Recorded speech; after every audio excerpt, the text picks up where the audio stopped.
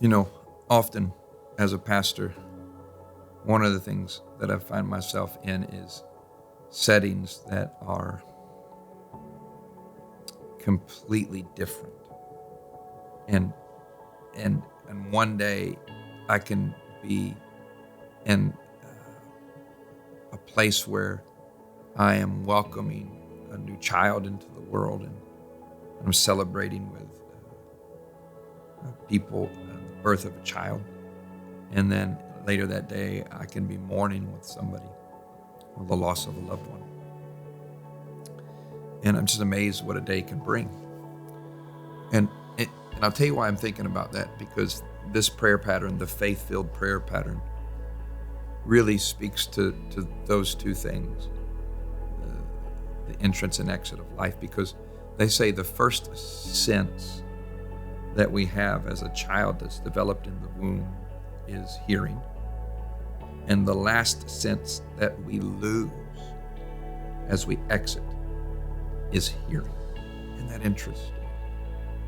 It's the first one and the last one.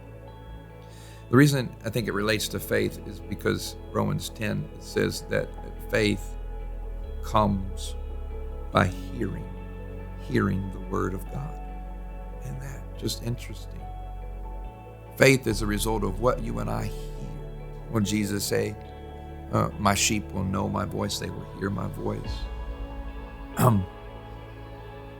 Isaiah 50 verses 4 and 5 says, Lord, give me the ear to hear. Give me a word in a season for the weary one.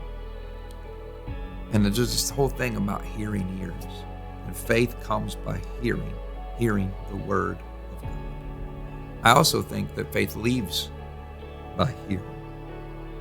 So we got to be careful what we choose to hear. So many times in Scripture, an enemy would show up and speak words, and the people would run. And it seems like their faith would be diminished by the words of the enemy. So we're always hearing something. And I want to have, when it comes to the ear gate, I want to be selective in the voices I allow in my life. And so I want to, if you don't mind, I'm not going to read all these or pray all of these and teach all of these for this prayer pattern. But listed there is the 12 categories of God is able in the Scripture. I think it's just something about when we read the Word that speaks about God's abilities, that it builds my faith for Him to work on my behalf. I have this unshakable belief that if God did it for others, He can ultimately do it for me. And the one caveat I put on there is eventually. It may not happen in the same way or the same time frame, but God will be at work on my behalf. Let me read these to you, and then we'll pray a few of these. Daniel 3 says God is able to deliver. I love that. That's the three Hebrew children in the fiery furnace, and says, even if he just says that the God we serve is able to deliver us from it, any work of the enemy. God is able to give you abundant grace, 2 Corinthians 9:8. He's able to bless you and to give you the grace of God for any work that you're going to face. Acts 3:21 says that God is able to restore. When He comes, He will restore all things. Number 4, God is able to make you stand. Romans 14:4, that He will make you be able to stand your ground. Number 5, Philippians 4:19, God is able to provide according to His riches and mercy. I just love that. He is a God who is able to provide. Number 6, He's able to build. Acts 20:32, that He is the word of His grace, which is able to build you up and to give you the inheritance. He's building something. He's the master builder. Number 7, He's able to protect. I love this, 2 Timothy 1:12, that what He entrusted to me, I entrust back to Him. I put it back in His hands, and He's able to guard it, protect it. Hebrews 7:25, He's able to save. I think that's a good one. I look at that two ways. He's able to save completely. That means He's going to work my salvation all the way through, the author and the finisher, to the end. And He's able to save to the uttermost, meaning He can save the one furthest away. He's able to save. Number 9, he's able to keep me from stumbling. That's Jude 1:24. I think that's good. He is able to keep me from stumbling in my faith. Number 10, he's able to exceed my expectations. Ephesians 3, he can do above all that I can ask, think, or imagine. Number 11, he's able to establish me. That's Romans 16:25. He can establish me in accordance with the gospel and the revelation of Christ. He's able to establish me in righteousness and the patterns of holiness. And then number 12, God is able to heal. Matthew 9:28, where he just talks about he is able to heal. Man, I would encourage you. This is a big one. Take as much time as you need and pause and pray these words. I would encourage you to print these out, write these out, and to just stand up sometimes and just to say these all in one thing. God is able, God is able, God is able, God is able. Just say them. And then pray them. These are bold confessions. This is a prayer pattern. As you say it, it gets in your mind. As you say it, it gets in your spirit. It helps with your thinking. It helps with the inner attitudes of the heart. It can reorient your life. Man, and these speak to all the places of life. And so let me just pick, if I can, 3 of them. Can I do that? Let's do the first one. God is able to deliver. Why don't you say that, read that verse, and if you find yourself in a difficult situation, why don't you right now just declare over your life, God, you are able to deliver. Let's pray along that way.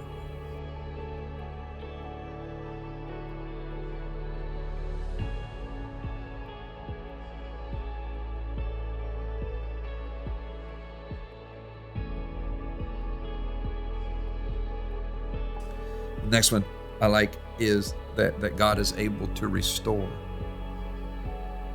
That ultimately the Bible is, from Genesis to Revelation, it's the story of restoring the image of God in all things. And if there's any part of your life that doesn't look like heaven, it means that somehow it's distorted from what the ideal would look like, what a heavenly atmosphere would look like, feel like, and be like. And why don't you just ask the Lord to restore relationships, to restore finances, to restore marriage, to restore reputation, to restore health, whatever. Ask the Lord to restore something on your behalf. He is able.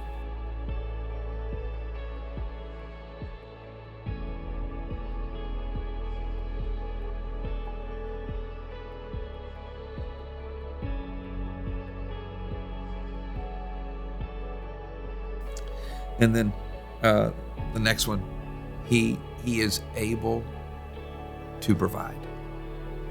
Where do you need the provision of God? Where do you need him to do an act of resourcing you in a tangible way? I just need the provision. I need to provide a job. I need to provide an opportunity. I need to provide the right person. I need him to just provide the right school for me to go to. I need the provision of God. And why don't you just take a moment and just declare that he's able to provide, and then pray for the provision.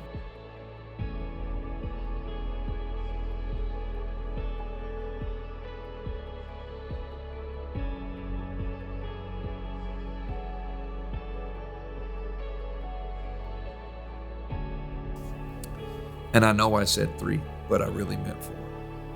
Let's end with that one. God is able to heal. You know, I know what it looks like.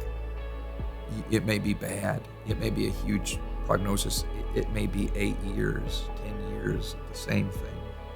But we are people of hope, and we are people of faith. And I will believe to the end that God is a healing God, and that he can heal it through the wisdom of doctors, or supernaturally he can heal. He can heal emotions. He can heal the mind. He can heal the heart. He can heal physically. And why don't you just take a moment, declare that, and pray for an area of healing for you or somebody that you love, that you know needs a supernatural healing from the Lord. Let's declare it and then pray it. God is able to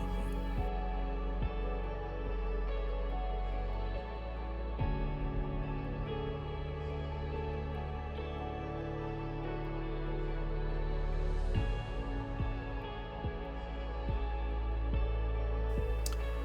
What a wonderful faith-filled prayer pattern. I love this one. God is able. And we're never going to be in a situation where we're outside of his ability. So why don't we do this? Why don't you take a posture of prayer, kneel, sit, stand, hands out in front of you, palms up, bow your head and close your eyes. And let me just pray this over you. I'm just going to say it. God, you're able. God, you are able. You are able. You are able. And Lord, we choose to put our faith in you. Give us hearing ears, a faith-filled heart. No matter how young or old, Lord, we want to hear the voice of God. You are able. And so, Lord, I pray you're able to deliver. Deliver these, your people. No matter where the enemy's working, I pray now, by the power of your word, you will deliver them. No matter how long it's been the family, the alcoholism, I pray would be broken. The nicotine habit, broken. The drug addiction, broken. The pride, the greed, broken. The anxiety, the depression, the anger, may it be broken now. The suicide, may it be broken in the name of Jesus. Lord, I pray also that, Lord, you're the restorer. God, no matter how far gone, you make beauty out of ashes. I pray, Lord, put your hands in the ashes of destruction and bring forth new life. Let things begin to look like heaven on earth. Lord, you're able to provide. There's no lack in heaven. You own the cattle of 1,000 hills. Lord, I pray now, may the provision of God rain down supernaturally. And may the barns be filled. May hidden treasures come out of dark places. May the right people, the right opportunities, the right circumstances come. And Lord, I pray for healing. Right now, Lord, your Bible says you sent your word to heal in the book of Isaiah. And I pray, may you send the word of the Lord. May you heal. May your word be living and powerful. And when this is prayed over individuals, I pray that hearts would be healed, cancer would be gone. I pray that arthritis would be removed, eyes would be healed. Lord, I just pray for vertebrae to come back together, to pain to be removed. I speak the word of the Lord. God is able to heal. In Jesus' name.